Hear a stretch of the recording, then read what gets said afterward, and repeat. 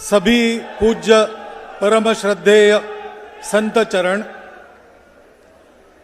मंचस्थ उपस्थित संघ के अधिकारियों सहित बाकी सभी महानुभाव, जिनके निमित्त आज ये सनातन परंपरा की आकाश गंगा को मंच पर विराजमान हम देख रहे, ऐसे बाबा बालकनाथ जी जो संत भी है, योद्धा भी है और राजर्षि भी है, ऐसे हमारे आदित्यनाथ जी महाराज, और ये सब एक साथ चलाने की शिक्षा सर्वसामान्य लोगों तक पहुंचाने वाले बाबा रामदेव जी। अब मैं उल्लेख करूंगा तो उद्बोधन में ही वो 10 मिनट निकल जाएंगे, लेकिन इन सबको मेरा बड़ा विनम्र प्रणाम है। आप सबको भी नमस्कार है। सनातन समाप्त नहीं होता, इसीलिए वो सनातन है। वो सर्वत्र रहता है। मनुष्य के शरीर में आत्मा के रूप में वो रहता है, और उसका वर्णन गीता में है, नित्य सर्वगत स्थाणु अचल। वो नित्य है, शाश्वत है, मरता नहीं, मारता नहीं, सब जगह है, सर्वगत है, स्थिर है और सनातन है। पहले भी था, आज भी है, बाद में भी रहेगा। अब किसी किसी को लगता है उसको नष्ट करेंगे। पहले भी एक सज्जन ऐसे खड़े हो गए, सनातन को नष्ट करने के लिए निकले। दुर्भाग्य से क्या हुआ, उनका पुत्र ही सनातनी बन गया। लाख मनाया लेकिन छोड़ा नहीं उसने, तो उसको आग में जलाया, पानी में डुबाया, पहाड़ की चट्टान पर से फेंक दिया। सनातन ने उसकी रक्षा की, तो गुस्सा होके हाथ में तलवार लेके उसको पूछते कि ये कहाँ रहता कहाँ है तुम्हारा, मैं पहले उसी को देख लेता हूं,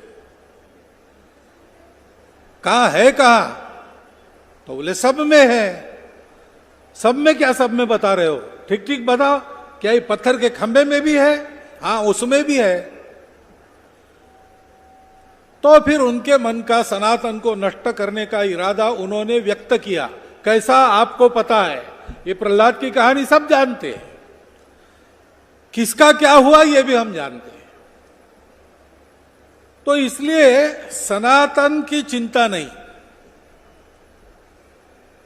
उस सनातन के साथ हमको रहना है। ये सनातन भारत के साथ एकरूप है। योगी अरविंद कहते हैं कि भगवान श्री कृष्ण ने प्रत्यक्ष दर्शन देकर कारागृह में उनको बताया कि सनातन धर्म यानी हिंदू धर्म यानी हिंदुस्तान, हिंदुस्तान बड़ा इसलिए होता है कि सनातन धर्म का उत्थान होना है।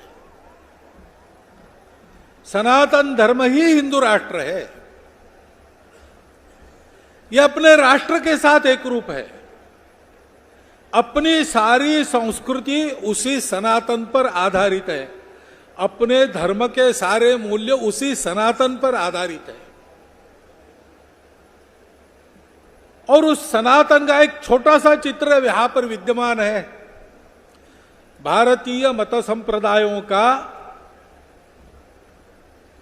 किसी एक दिन एक ही मंच पर जितना अधिकतम प्रतिनिधित्व हो सकता है, यहां पर है। इतने संप्रदाय है कि सबके सब किसी एक दिन एक जगह लाना ये कठिन बात है, लेकिन जितना अधिकतम हो सकता है यहां पर है। हमारे सनातन धर्म की ये प्रकृति है। सनातन धर्म के बारे में कल ही मैंने बहुत सुना। हमारे पूर्व में बौद्धिक प्रमुख थे रंगहरि जी। उन्होंने अथर्ववेद के पृथ्वी सूक्त पर एक अंग्रेजी भाषा में कमेंटरी लिखी, समालोचना लिखी, उसका हिंदी में भी भाषांतर हुआ, दोनों का लोकार्पण था। तो उसमें विद्वानों के जो वक्तव्य हुए पृथ्वी सूक्त के बारे में मैंने सुने, उसी में माता भूमि पुत्रो हम पृथिव्याम ऐसा है। हम सृष्टि के साथ संबंध मानते हैं, अपने आप को सृष्टि के स्वामी नहीं मानते, सृष्टि के पुत्र मानते हैं। वो भूमि हमारी माता है, क्योंकि उसी से हम निकलते हैं, वही हमको आधार देती है, हमको अन्न जल सब कुछ उसी में से मिलता है। और पृथ्वी सूक्त में उस भूमि का तो वर्णन है ही, लेकिन उसका जो विशिष्ट वर्णन है उसको ध्यान में लाते हैं तो समझ में आता है कि ये भारत का भी वर्णन है।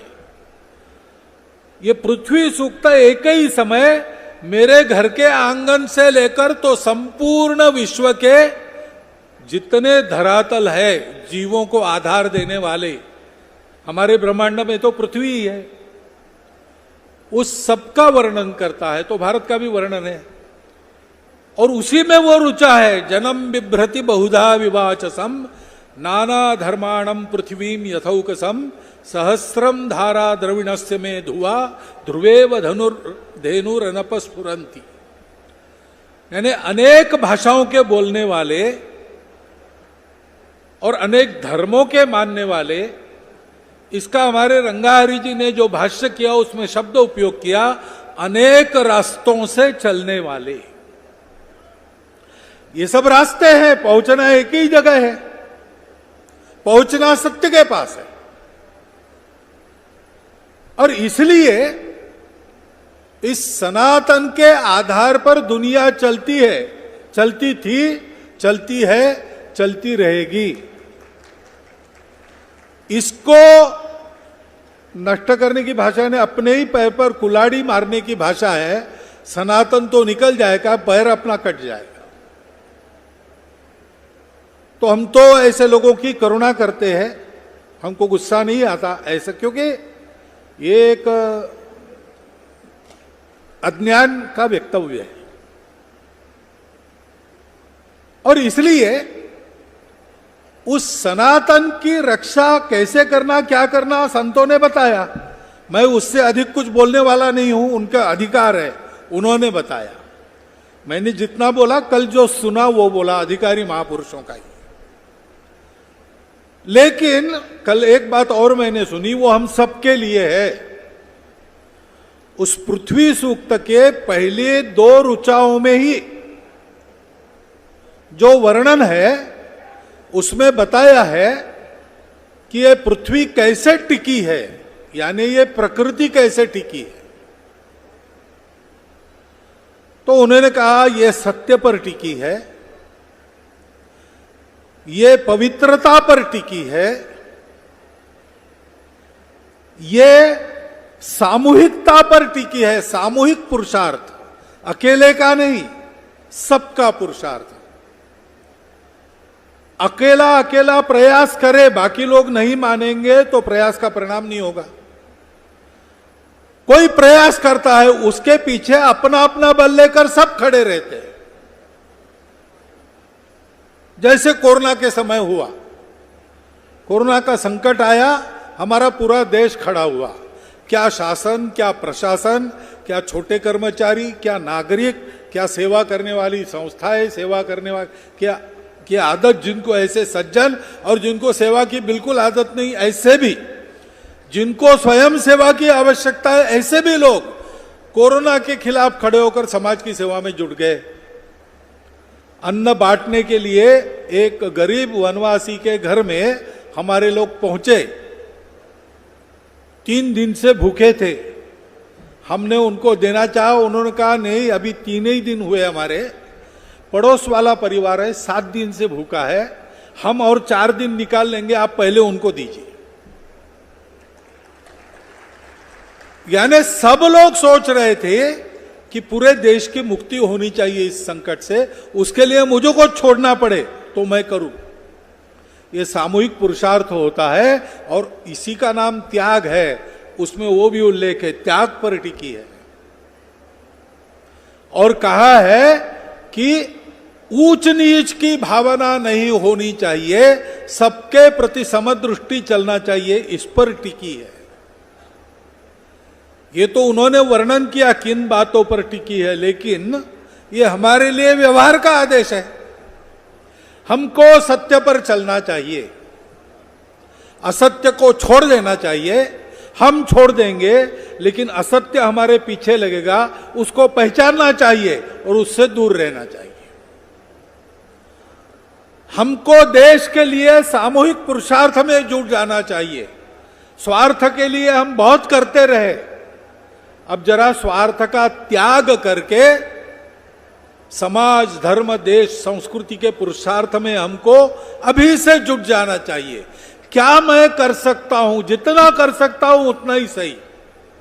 स्वल्पम अल्पस्य धर्मस्य त्रायते महतो भयात्। समर्पण पर टिकी है दुनिया, ऐसा भी कहा गया है। इसमें सब होता है, भक्ति होती है, प्रेम होता है, त्याग होता है। यह सब अपने आचरण में लाना है। यह सब अपने आचरण में लाने से सनातन धर्म का उत्थान पूर्णता तक हम ले जाएंगे। वो होना है, ये तो भगवान की इच्छा है, ऐसा योगी अरविंद बताते हैं।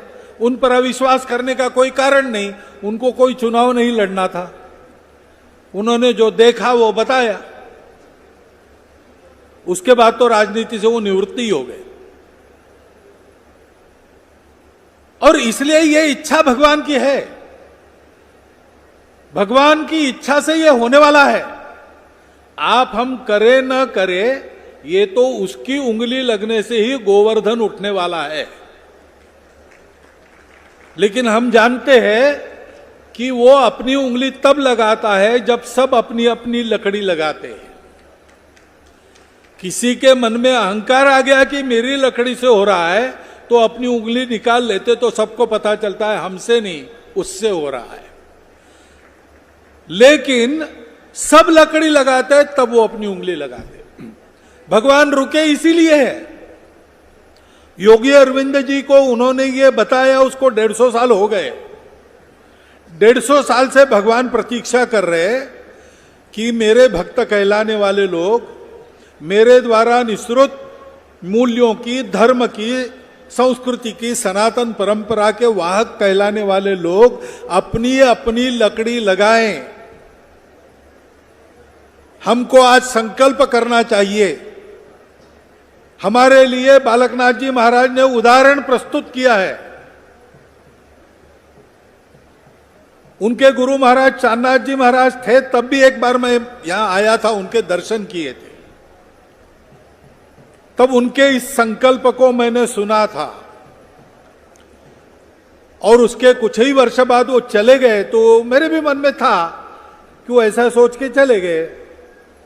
लेकिन आज आके देखता हूं तो उनको जैसा जैसा उनका संकल्प था, वैसी अक्षरशः एक एक चीज बड़ी परिश्रम पूर्वक खड़ी की गई है।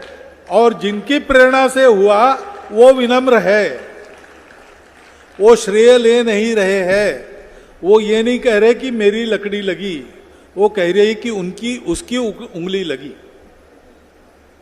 यह पुरुषार्थ का आदर्श हमारे सामने प्रत्यक्ष है। उसको देखेंगे हम, उसकी वाहवाह करेंगे, उनको नमस्कार करेंगे, केवल इतने से काम नहीं चलेगा। जितना कुछ आज यहां बोला गया है उसको अपने स्वयं के व्यवहार में, अपने कुटुंब के व्यवहार में, अपने पेट पानी का जो धंधा है, आजीविका है, समाज के बल पर चलता है, उसमें भी, और अपने सामाजिक जीवन में हमको प्रत्यक्ष उतारना है। प्रारंभ कीजिए भेद मुक्ति से, सभी भेद को नकार दीजिए, सबको अपना मानकर चलिए। सत्य पर चलना, संबंधों पर चलना, क्योंकि संबंध सत्य है, सौदा सत्य नहीं होता, बनता है, बिगड़ता भी है। संबंध सदा कायम रहते हैं। आपस में भाइयों ने झगड़ा किया तो भी एक जाता है तो दूसरे को सूतक पालन करना ही पड़ता है, करता ही है। जिंदगी भर झगड़ता रहा, बाद में श्राद्ध कर रहा है, क्यों कर रहा है? संबंध सत्य है और इसलिए उन संबंधों के आधार पर जीना है, अपनेपन के आधार पर जीना है और सेवा करनी है। देश पहले, धर्म पहले, संस्कृति पहले, मेरा स्वार्थ बाद में, ऐसा चलना है। ऐसा हम करेंगे तो आज बड़े परिश्रम से ये जो दृश्य यहां पर उपस्थित किया गया है सब संतों के द्वारा एक संकल्प के रूप में हमको बताया गया है, उन सब बातों को हम सार्थक कर सकेंगे। हमारे बिना होगा नहीं, हमारे कारण नहीं होने वाला, ये तो सब संतों की कृपा रहेगी, लेकिन हमारे बिना वो आगे नहीं बढ़ेंगे। हमको अपनी अपनी लगड़ी लगानी है, इसका हम संकल्प ले तो आज हम बाबा बालकनाथ जी का अभिनंदन अभिवादन करेंगे। सच्चा अभिवादन तब पूरा होगा जब सनातन का ये जो स्वप्न है, स्वप्न नहीं सत्य है, उस सत्य के प्रति जागरूक होकर हम अपना कर्तव्य करेंगे। उस कर्तव्य करने की प्रेरणा शक्ति आज के कार्यक्रम से, आज के उपस्थित संत मंडलियों की आकाश गंगा से हम सबको प्राप्त हो, ये मेरे सहित आपके हमके लिए, हमारे लिए शुभकामना मैं आप सबको देता हूं, प्रार्थना करता हूं और धन्यवाद देता हुआ मेरे 4 शब्द समाप्त करता हूं।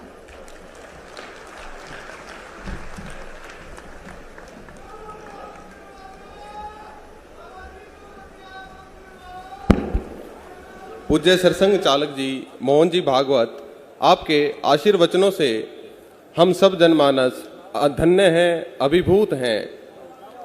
अभी कार्यक्रम अपने शीर्ष क्षणों में है।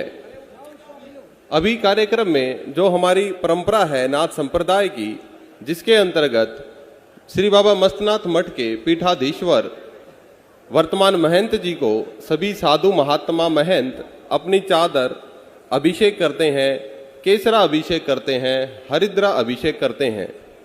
इसी श्रेणी में मैं निवेदन करूंगा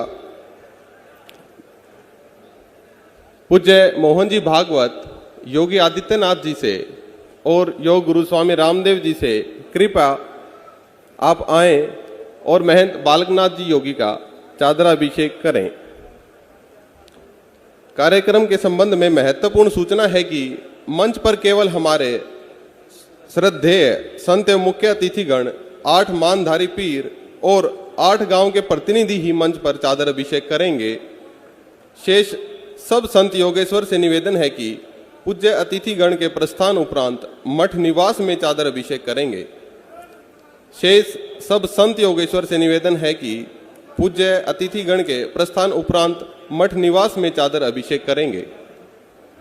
अभी इसी कड़ी में मैं निवेदन करूंगा 8 मानधारी पीर से भी कृपया तत्पर रहें।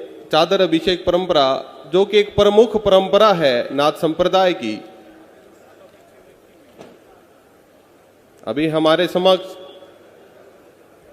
पूज्य मोहन जी भागवत, योगी आदित्यनाथ जी, स्वामी रामदेव जी और समस्त हिंदू हृदय के सम्राट संत जन हमारे समक्ष मंच पर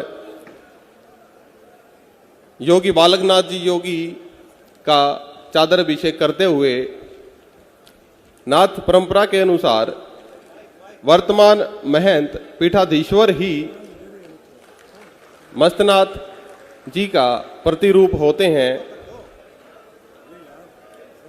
बोलिए बाबा मस्तनाथ जी महाराज की, बालकनाथ जी महाराज की, योगी बालकनाथ जी महाराज की।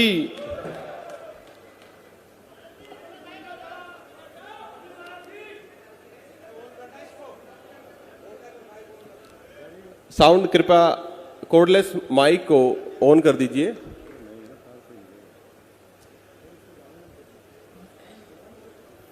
अभी मुख्य अतिथिगण के उपरांत अन्य शेष सभी संत योगेश्वर से हमारे मैं पुनः निवेदन करता हूं। श्रद्धेय मंच संचालक रुक जाओ भाई। अब हमारे श्रद्धेय सरसंघ चालक जी हमारे पूज्य महंत योगी आदित्यनाथ जी महाराज जी तिलक करके आशीर्वाद दे रहे हैं और हमारे महंत निर्मलानंद नाथ जी महाराज जी तिलक कर रहे हैं और आदरणीय हमारे श्रद्धेय पूजनीय सरसंघ चालक जी गुड़ खिला करके मुंह मीठा करवा रहे हैं। एक बार जोरदार अभिनंदन सबकी ओर से। बोले बाबा मस्तनाथ महाराज की जय। पूज्य बाबा बालकनाथ महाराज की, पूज्य चांदनाथ जी महाराज की, पूज्य महाराज हमारे शिवनाथ जी महाराज की। हमारे योग गुरु बाबा रामदेव जी महाराज श्रीफल दे करके पूज्य बाबा बालकनाथ जी महाराज को अपनी शुभकामनाएं दे रहे हैं। हमारे हरियाणा के पूर्व मुख्यमंत्री श्री भूपेंद्र सिंह हुड्डा जी वो भी अपनी ओर से शुभकामनाएं दे रहे हैं। हमारे महामंडलेश्वर ज्ञानानंद जी गीता मनीषी, हमारे गोकर्ण धाम के परम श्रद्धेय परम पूज्य महामंडलेश्वर कपिल मुनि जी वो भी अपनी ओर से शुभकामनाएं दे रहे हैं। सभी संतों की ओर से शुभकामनाएं, सभी तिलक से महाराज श्री को अनंत शुभकामनाएं।